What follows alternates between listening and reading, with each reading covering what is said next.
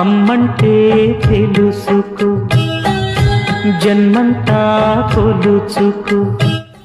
ఏంటమ్మా 9 రోజులు 9 గడియల్లో అయిపోయాయి.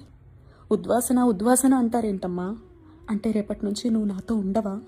నీకిష్టమంటేనే కదమ్మా కష్టమైన ఉదయం 3 కల్లా లేచి నీ ముందు కూర్చున్నా.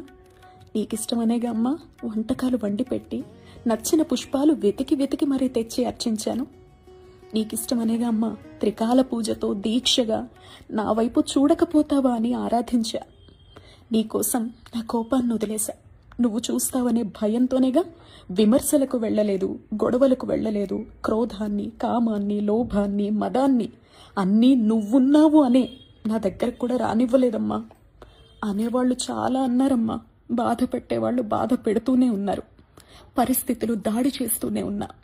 నాతో నువ్వున్నావు అనే ధైర్యం అన్నింటినీ మైమరపింపజేసిందమ్మా. ఉద్వాసన అంటారేంటమ్మా నీకు?